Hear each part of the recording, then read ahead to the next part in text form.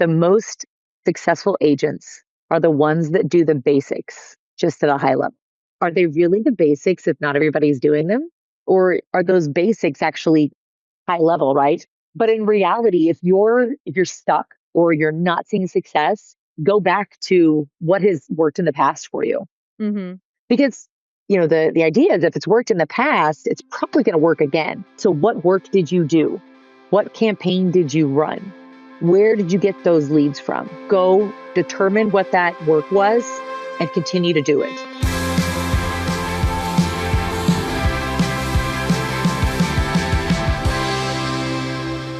All right, everyone, let's get ready to unlock the secrets to a thriving real estate career that serves your life, not the other way around.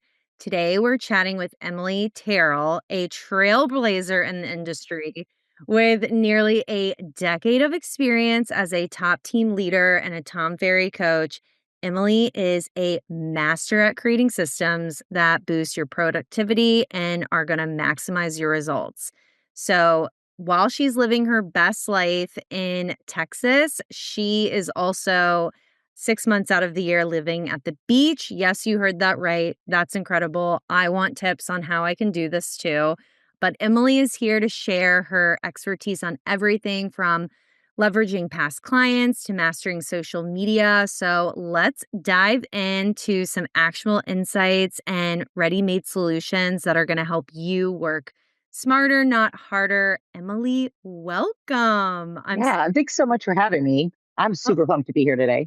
I can't wait to dive into your journey and just how you've been so successful in the real estate world and how now you're coaching others. So Mhm. I kind of want to start with what was the pivotal moment or experience that inspired you to transition into coaching? From the very beginning, I actually got a coach from the very beginning. I did do transactions really early on. And I did quite a few. I always knew that it was very much throwing a lot of spaghetti at the wall. So I had had a coach for a really long time. And my coach had always told me, because I was fortunate enough to have the same person for several years. He had always told me, he said, Emily, you'll be a coach one day. You're not ready, but you'll be a coach one day. And I said, okay. And I'd always kept it in the back of my mind. And I was like, no, I'm having fun. I'm making money. There's absolutely, I'm good.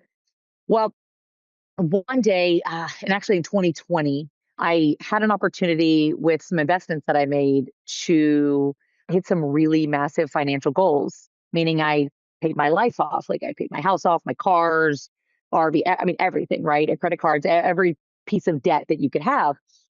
And so the day that I went to go do that, I had a coaching call in the morning and I told my coach, I said, hey, this is happening this afternoon. And, of course, we'd kind of planned for it. And I said, but I need you to do me a favor. And he's like, what? And I said, I need you to keep me motivated. And he's like, okay. And I said, because I know what's going to happen. Working will be just pure enjoyment at this point. So I need you to keep me motivated. I need to find the thing that keeps me going. So exactly as I predicted happened. I, paid everything off. It was very exciting, which by the way, the moment you step on your grass at your house and it's yours and Yeah. it's nobody else's, it's the most freeing and amazing thing ever. But the thing happened and I was right in that I kind of was like, man, I don't want to lead gen today. Man, I don't want to do anything. And I still did, but the joy of it was lost, right? Like Right. I needed a different purpose. I needed a different reason to actually do that. So he said, and he came to me and he said, hey, let's revisit the conversation. And I'm like, what conversation is that? And he goes, you being a coach. And I was like, oh, you know, it's a really good idea because I already naturally did it. I already naturally helped people. I was already leading webinars. I was already like involved with it, but now it would just be more formal.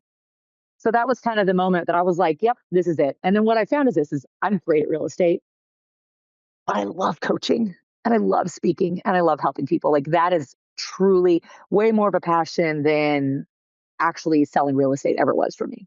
You also talk about one of your big things that I love about you is you're all about creating systems that allow Hmm. your business to serve your life and not dominate it. Oh And yeah. that really resonates with so many people. Can you share kind of, some core principles of your approach to building a sustainable and balanced real estate career with that? Yeah. I mean, so there's a couple of things, right? One of the things that I like to look at is I always build something the way I mean for it to go. Mhm. Meaning this, if, when I was a single agent, when I was just by myself, I always knew that I wanted to have an assistant one day. So I built every system in which I did not have to do it. Because, I recently went to a women's retreat, which if you know me, talking about my feelings is not an easy thing for me to do. It's never where I'm going to naturally go. And so I went to this women's retreat. It was really hard for me, but one of the women there said something and it stuck with me. She said, "The gas needs to be pressed, but it doesn't need to be your foot." Right? And that's Oh, kind of love that quote. right, right. Absolutely. Her name is Debbie Holloway. She's amazing. But she said that and I was like, Debbie, that's brilliant, right? Because, and that's kind of how the way I'd already been building and had been building my business for years and years. But that's the thing that I focus on. So every time I look and build a business or a system, I'm so sorry, it's not me doing it. I'm building it so that if I needed to hire someone, I immediately can. Mm. And also, I always look at, okay, if I'm going to hire, a VA or an assistant, where would I start? Right? What system would I have them take over? And then from there, I'll go through because the idea of building any system is being able to communicate effectively with someone else that they can do it. And you really just, being overhead, right? You just checking, having a system of checks and balances, and then having other people that can do the work for you. And that's realistically like how I've always thought about it. It's like, okay, I'm doing it now, but how can I leverage it for somebody else to do it? The greatest thing in the world has happened in the last year or two is AI has come about, Yeah. so everybody that's listening has the absolute greatest advantage in the world in that they can have AI figure out these systems for them, right? Right. It's super simple. I built a prompt the other day because, I do a lot of this with my coaching clients and I built a prompt the other day and it's a big long prompt. It's about 4 pages long, but the prompt essentially, you give it a task, whatever the task is, right? The task could even be walking your dog. Doesn't matter. You give it the task and it looks at it and it looks at the task and it says, okay, how can we delegate this task? How can we leverage either technology or people? How can we use AI to build this task? And in some cases, how can we simplify this task? Mm. Right. So, for example, one of my clients, one thing that she does every single day that takes up a lot of time is she walks her dog. So, the two options that this prompt gave her, right? This prompt gave her two options. It was either to use the dog walking time to complete another task, such as listening to podcasts or lead generation calls, or the other option was to leverage a dog walking company so she could delegate that at least 3 times a week to the dog walking company so that she could do other stuff during that time. So the dogs still get walked, the task still gets done, but she's got two options of ways that she could solve the problem of it taking up her time. I love that example. Can you kind of emphasize like leveraging people and technology for just like seamless transactions? Like I know you just gave Yeah. an example, but just something like you can share more specifics on how like Yes. agents can, effectively utilize both like Oh, streaming, yeah. like just streamlining their processes. Yeah. So the best and easiest place to start with that is your transactions, right? So every transaction that you do should have every client, doesn't matter who they are, should have the exact same experience, right? It's what makes chain restaurants so successful because okay, listen, it doesn't matter that McDonald's is mid at best. Right. It's the same level of mid everywhere. Right. That mid-level, I don't even know. I don't go to McDonald's. Big Mac, there you go, is going to be the same level. You're gonna get the same level and quality of chicken nuggets no matter where you go. It may not be great quality, but it's the same, right? Mhm. It's the reason people continue to go back there, Right. right? Because they know that they're gonna get, it's whatever. It's just a meal, right? It's gonna make my kids happy every time. So transactions should be run the same way. So one of the easiest ways, and I'll give very specific so people can look at it. One of the programs that I like to use, now any program will work. I'm just going to give you the examples of the one I use. I like to use a program called Next, Nekst, right? And I've used it for years. And what Next does is it allows you to build checklists. Now, you can do this in other programs. This is just the one I use. Next allows us to load those lists as template. So every single time I get an appointment scheduled for a listing appointment, that list immediately gets applied to it. And this way, every listing appointment is handled the exact same way. I have the same information at the listing appointment. I show up prepared and I can, knock the socks off of any seller. Same thing when I'm getting ready for listings, when the house is listed and we're closing, everything is ran in the exact same way. This way, my clients are always getting my best. Now, the cool thing is what that allows me to do is it helps me organize as an agent. But remember, I talked about always wanting to leverage, right? Mhm. So when I hired my first VA, where do you think I had them start? Right? I Yeah. just I set up a Zoom meeting and I said, "This is next. Here's my transaction list. Here's how you start." And I just went over step by step of every single thing they needed to do. And we recorded it so they had all of the training there and can go back and rewatch it all. But I didn't have to create a job or think about what they needed to do. I got it out of my head and it's there in a list. That's one of the first places that if I had to do it over again, it would still start there. I love that. And, also, I love that you live 6 months at the beach. Like, the Hmm. ability to do that while running such a successful company and team and coaching, it's intriguing. Like, what are the key systems and strategies that make that lifestyle possible for you? Yeah. So a part of it is leverage. So I learned, and part of it was born because my mom got sick, right? She got sick several years ago and I couldn't do showings anymore Mm, because I was her full-time caregiver. And so I wasn't able to really leave. I tried once and it was horrible. So I needed to start leveraging people. So at the time, I was like, okay, I have these systems in place so transactions can be run smoothly, but I need to start leveraging for appointments. So I found two agents that ended up, running all buyers for me. And then eventually I started marketing only towards listings. And so from there, I was like, well, why am I not going to just do the same thing? Why shouldn't I leverage somebody else? So essentially, I got basically a listing manager. So someone that goes to all the listing appointments, that goes and runs the transactions, between VAs and then the people running them. So I have people that handle buyers. We don't get as many anymore because we're not advertising, we're not marketing towards them. But I, have somebody that goes on those listing appointments and runs them. So what I did is in order to have this, to have the life I wanted, I basically put myself into a more of an operations role, meaning that I make the phone ring. So I create the systems, I make the phone ring to get calls in. Like I said, I just leverage other people so that the work is not done. Now, I will tell you there's a trade off for that. There's two trade offs. Number one, I don't put listings in my name. I don't want the phone calls. Like, I don't want them. So listings don't go in my name, which is fine, right? I've had plenty of recognition. I've got a shelf full of, awards up there. I don't need any more, right? So that's one. Number two is I gave up money. So I have a lot more time, but I also gave up some money. So there is a bit of a trade off, but I will tell you, my dollar per hour that I work is a lot higher. I love that. Hmm.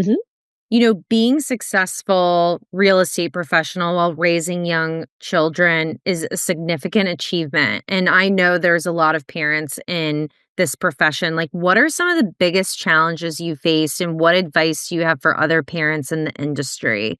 Because while you can, make your own schedule and create it, there's just a lot of like challenges, not, just Yeah. in real estate with kids, but I'm just curious, like, how you navigate that. Sure. So, this reminds me of when I had my second child. He's 7 now, but when I had my second child, I had him. I had like actually my one of my absolute best years as far as number of transactions. And then I ended up having him in December. I had an opportunity. I got to keep him home with me for 9 months, right? I did fewer transactions that year, but which was fine. I mean, I still did like 56 transactions. So I still did That's a lot. incredible. Yeah, but I did get to keep him home with me during that time. If you do have to have your kids home with me, one thing that I did is I went to the website care.com and I found a part-time nanny essentially. And she was a little bit younger, which was completely fine, right?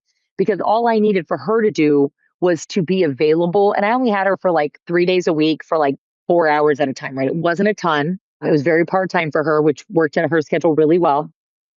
But one thing that we did is she would essentially just be in the room so that if my son needed anything, she could either, get it for him or she could bring him to me to do. right? She would change his diapers and stuff like that. So it wasn't me leaving him. I still got to spend this time with him, but it was easier for me because I didn't have to split my focus, right? I got to focus on lead generation while he and follow up and transactions and everything. And he got to be there with me and spend that time, right? So it was kind of really the best of both worlds. And it wasn't every day. So it wasn't a huge burden financially, but it was that time for me. So that was what I did when I had him home. Now the other thing that was a big change for me is when he was I actually, and that was the plan the whole time was the 9 months. And then eventually he was going to go to a daycare where it was an in-home daycare where my oldest went to. So it was, I trusted them completely. But so we go to whenever that was about to happen, I started like getting some anxiety and less anxiety, more of mom guilt, right? Yeah. I felt guilty that I was now going to be putting him into daycare. And so because of that, because I felt that guilt, I went to I was at a Tom Ferry conference and it was, right before I became a coach, a little bit before I became a coach. And Tom did this Ask Me Anything. And I think there was like 6,000 people in the room. And I stood up and they threw this box microphone thing and they threw it to me. And so I asked the question. They said, I don't need to know how to lead generate. I can do that. I was like, Tom, can you help me? Like, help me get through the mom guilt, which I know you're sitting there thinking it's very unusual to ask Tom Ferry how to help me with that. But I will tell you, his advice was great. And what he told me was, he said, bring your kids. He's like, if you want them to be a part of your life, be sure to include them. Oh, I They love can be, that advice. and honestly, it just changed the way I thought about it.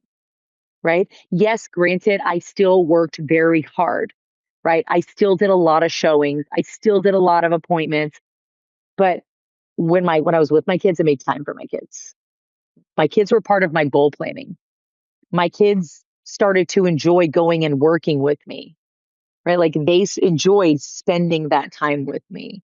And then when I was with them, I made it a point to be with them. I Oh, tried I not to love split my that. focus. Yeah. That's So, that's honestly great advice, something that I feel like even I can take because some mhm, you just wanna separate the 2 so you can focus, but I feel like you're building a lot of values for them and also yeah. them seeing, like, Oh, you know, yeah. working or maybe they're gonna be, real estate coaches one day because of mom. Yep. Oh, yeah. Oh, my kids think it's awesome. Like I travel a lot now. I mean, I travel a lot now. Their teachers, I don't even tell the teachers what they do.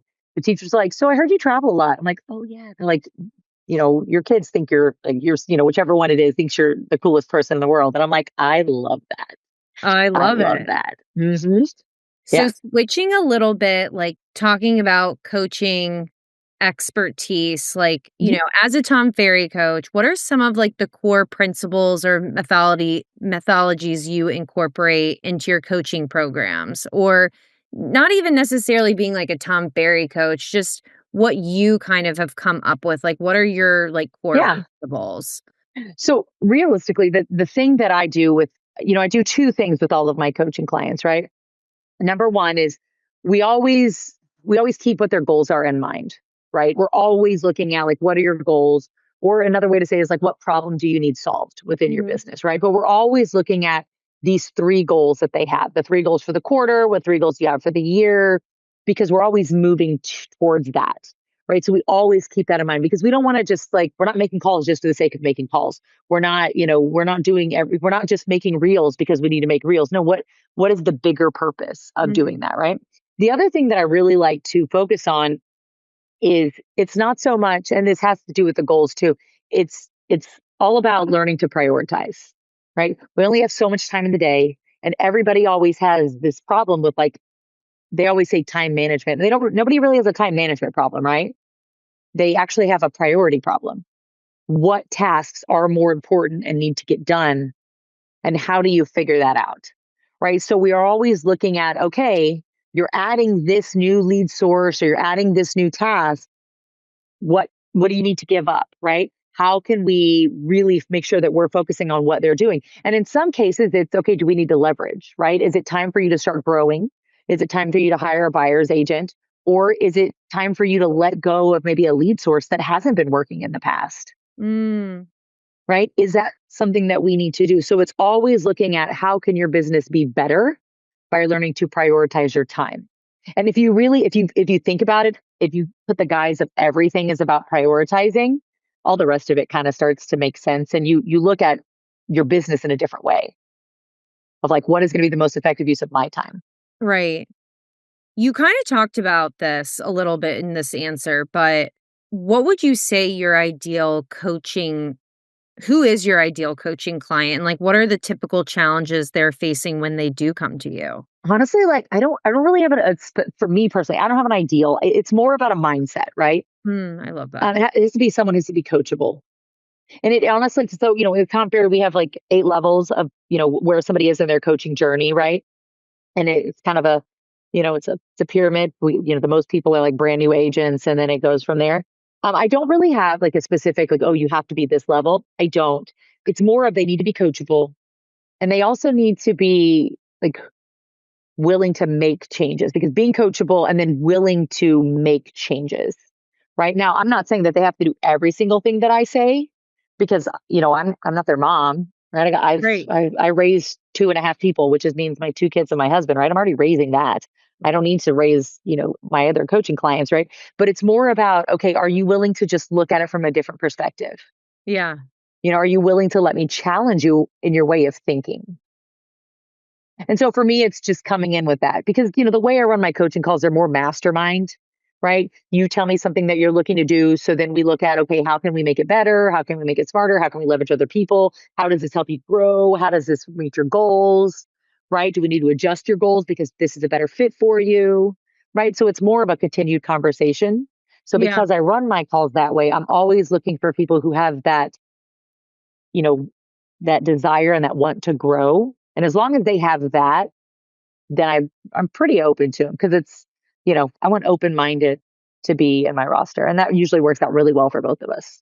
I love that, the mindset. Like, what are some of the most common, like, mindset shifts that you work on with your coaching clients to help them achieve, like, greater success? Yeah, the easiest one that comes to mind is the idea that they don't have to do it all themselves. Mm. And what do you E- mean by that? Just because Every, you're there every every step of the way? no, it's not that. Every so here's a perfect example, right? Most people think that in order to control their brand, they have to do everything. Let's just say social media, right? In order to make it to where it's their brand and it's exactly what they want it to be, they have to do it all. And they don't. Now, a lot of times, and the reason agents think that is because they do the opposite. They hire a company to run their social media. And all that company does is go and I'm not knocking or hating on Canva templates, but they just go and get Yeah, Canva templates. And believe me, within a millisecond, I can tell if somebody has hired a company to do Canva templates. I mean, agree. I can absolutely tell. And guess what? It shows in their engagement, right? So that's an example of they either control it, or they think they're leveraging, and they're hiring a company that's not showing their brand, right? That's not showing their voice, that's not demonstrating that's just using Canva templates. And so because this is the extreme that people do, they think for it to be successful, they can't let go of that control. So a big mindset shift that I work with clients on is learning how to leverage people to give up some of that control to to grow. And Mhm. once people realize and a lot of it has to do with like hiring the right person, training them properly, having checks and balances in place. Once you kind of have those things, that it makes it easier. I love that. You're also a real estate investor, which Hmm. I have so much passion for it because well, I sold my investment property not too long ago, but like, how does your experience on the investment side inform your coaching for agents who also might be interested in investing? Because I feel like everyone now wants to invest in real Oh, estate, but all the I time. mean, not even just like people that you're coaching, but yeah, I'm just curious, like, Yeah. how that kind of ties in. Yeah. So we do, I do a lot. And you want to know what's really funny is the investing. It's just systems. I mean, that's all it is, right? Yeah, and is Yeah. I it mean, the that's same systems as your y kinda. I mean, kinda. It's a little different. I mean, I use some different tools, but yeah, it's the same process, yeah. right? Anytime I buy a new rental, my husband actually doesn't know how many long-term rental properties we own. He had no idea where he might know them, kinda, maybe. He has no idea where they are. He's actually not even been to all of them. right? And it's fine. I mean, it's how we have our systems set up. But there's some properties that I buy. I'm like, yeah, looks good. And then my contractors know exactly what to do, right? They go in, they know Wow. exactly which finishes we're going to do. They know the paint color, the paint type that needs to be bought, where to buy it at. They know the flooring that we're going to use. They know like everything. And like, it is really funny because I have two main guys and one of them will call me and he'll be like, "Hey, Emily," and they haven't called me in a while because they know, but they used to call me and they'd be like, "Emily, we've got this and this needs to be done, and which option do you want to choose?" And I'm like, "Why are you calling me?" And he's like, "Oh, I already know." And so then the other one's just like laughing his butt off in the background because he already knows that that's what I'm going to say, right? Like he already knows my answer, but they still wanted to check, right? But I've just built up that trust with them that they know exactly what needs to be done. And the only time they need to reach out to me is if there is a problem. Like, for example, one of our investment, our long term rental properties, it's at a point now where we're going to sell it. And there's like a bathtub in it that some reason was broken. No, I don't know why, but it was broken. And so, because it's something unusual that needs to be fixed, they went ahead and called me just to say, "Hey, by the way, this is something not of the norm. We need to fix it." And so because of that, we were able to actually find a bathtub on Amazon, believe it or not, that is going to go. I think it's getting installed on like Monday, and then we'll be able to get the house listed by like Wednesday. That's So, incredible. I mean, to have all these properties, to have this system you've mhm. already built, set up. I mean, what are some of the biggest mistakes then that you see people making that are starting Oh, to consider this? Because I mean, I can think of like a ton, but I think mhm. what's overwhelming is to even start, especially in this market. Like, Yep. every state is different, but I know speaking for North Carolina, I mean, there's a shortage. So Yeah. and it's like, how do you even find something that's worth investing in that's affordable? Like, affordability is also another topic we can go down a rabbit hole, but Yeah. Oh, yeah. I'm Um, curious your so thought on that. Yeah. So a couple of things. Number one, if you don't buy correctly, as in the price, right? And people don't buy correctly because they get excited. I have a friend of mine. He was like, "Yeah, I just bought my first rental." And I was like, "Oh, okay, cool." And he's like, "I might have overpaid." And then he told me the address and I was like, "You overpaid." Right? Because it still needed work and he had paid way more than what he should have for the house in the condition that it was in. But it was because, and he was like, "Man, this agent called me and said I might have one." And then he was, and he bought it like literally like 3 months before I met him. Right. So I hadn't actually met him. It's like the first conversation we ever had.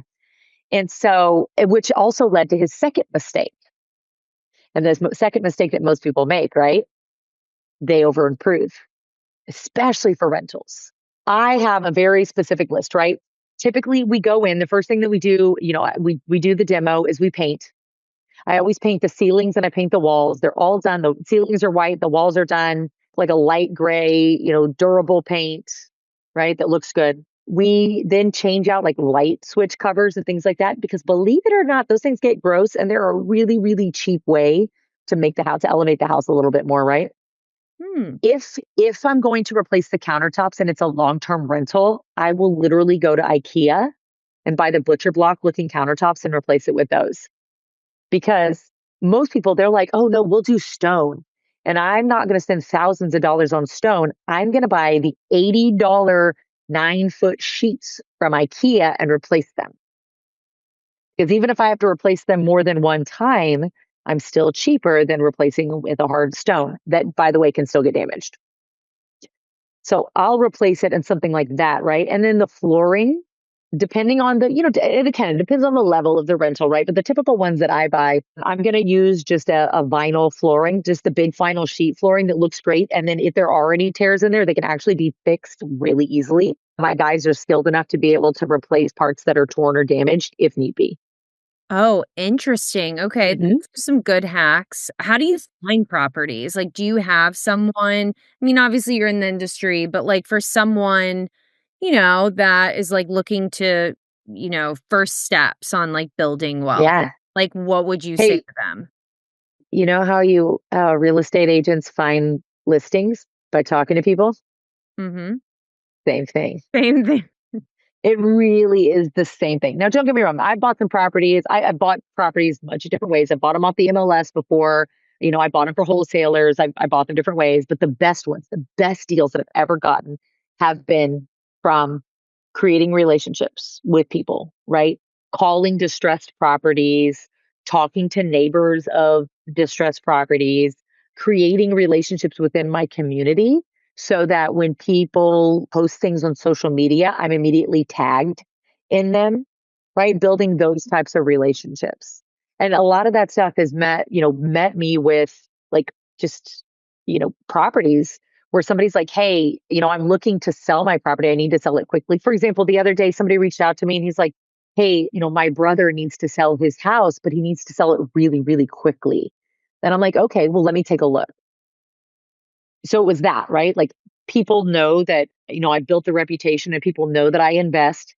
I'm also very willing to look at properties because, if I'm not going to buy it, I can always help them list it, Exactly. It's kind of right? you're the jack of all trades of I everything. am. I am. Now, I will tell you, if you do that, right? If you go into a meeting and you want to wear two hats, okay, you need to be very, very upfront with people. Well, transparency and trust are huge, especially in our 100%. industry.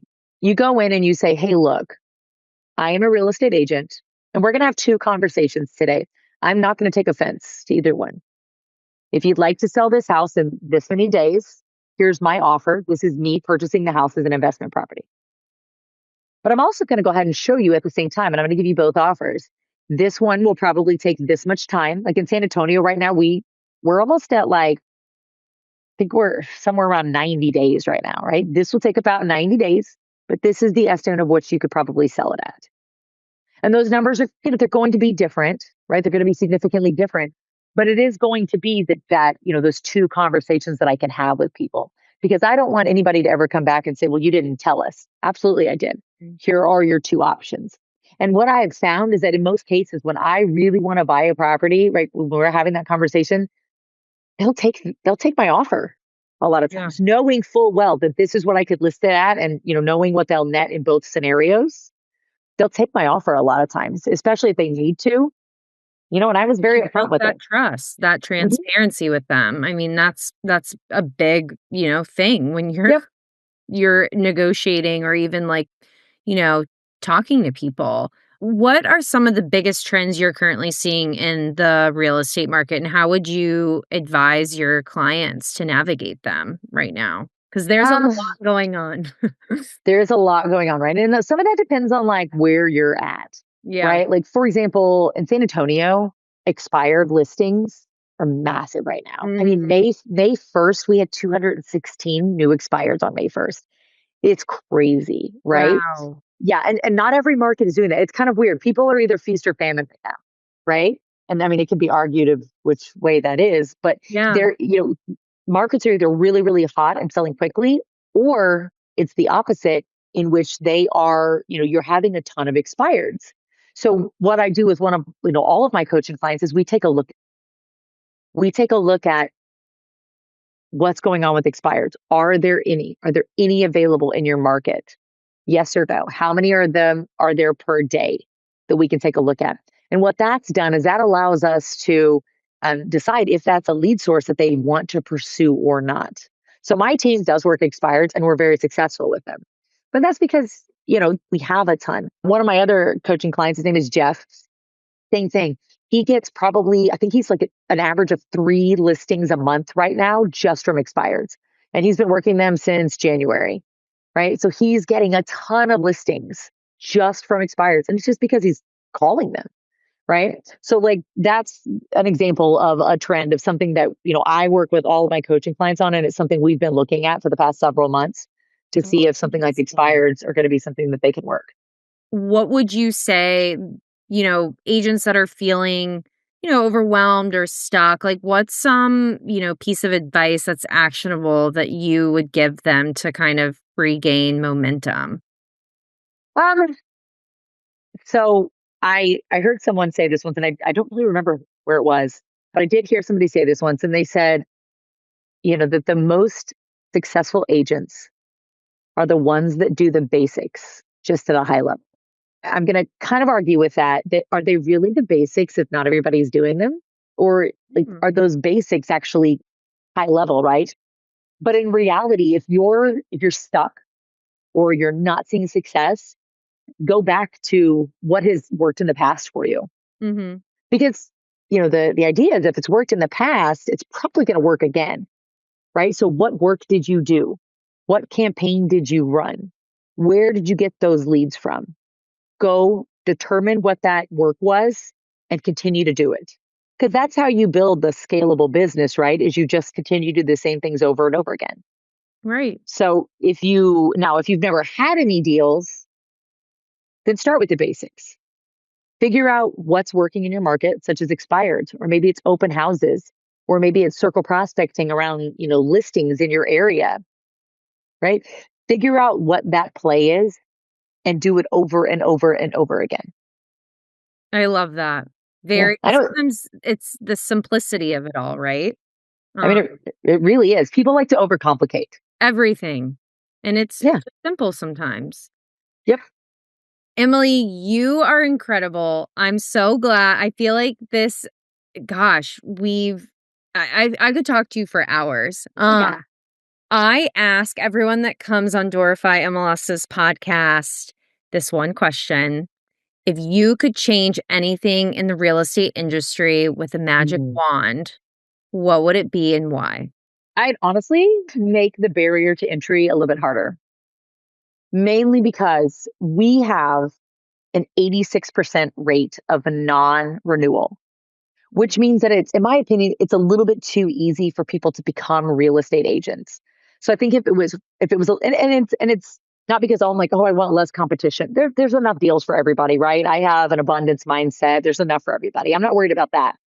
But it's expensive. It's expensive to Oh, yeah. become a real estate agent. It's expensive to handle the dues. And so imagine like, I would have probably been very upset with myself if I spent all that money and I spent all that time. And what if I had quit a job to become this real estate agent, right? Or I gave up job opportunities to become a real estate agent and it didn't work out, right? So if it was harder, if it was something that was harder to get into, the hope or the goal for me would be that we would have less people. We wouldn't have 86% not renew that first time. We would have less people that failed in this industry. So that would be the one thing I would change. Do you think with all the new like rules and regulations and just things that are happening right now that, these part-time agents or, people that aren't, doing a lot of transactions will kind of get woven out of the industry? Or do you think they'll Eh, still kind of, because it's so expensive. Part-time agents, I've always wondered, like, gosh, if you only do this part-time, like you're paying a lot, right? Like one yeah. transaction or two, like that pays for like, maybe it Yep. doesn't even cover, everything to be. Well, depending on where you are, it may or may not, right? Exactly. I'm gonna tell you something. San Antonio, Texas, one deal barely covers, right? Right. I think our average sales price here is 348,000, and that's only more recent. When I first started, it was like 199. $199,000 was our average sales price here in San Antonio, right? But I mean, I don't know. I mean, because there are still going to be people that with all the new the settlements and lawsuits and everything like that, there's still going to be people because it's not very difficult to get your license. There are still going to be people that do things like watching Selling Sunset. That's idealizing it. It's so easy. Right? Real estate's so easy. Look, I got my license. It's Right. so easy. We're still going to have that attitude because they Right. maybe don't understand it. See, they hear the lawsuits, but they don't understand what they mean. Right. Well, we'll So see. We'll see. Our industry, everything's changing, I feel like day by always, day, especially right now. But I very much appreciate you coming on this podcast. If yeah. our listeners want to learn more about you or hire you to be their coach, where can they Yeah. find Instagram is the best place. Just go look at Coach Emily Terrell. There we go. Just Coach Emily Terrell. It's going to be the absolute best place to reach out to me. I check there regularly. I check my messages and stuff. So that's the easiest place. If you guys have any questions, just feel free to reach out there. Well, thank you so much again, Emily, and we'll have to have you on the podcast soon. Yeah. All right, take care.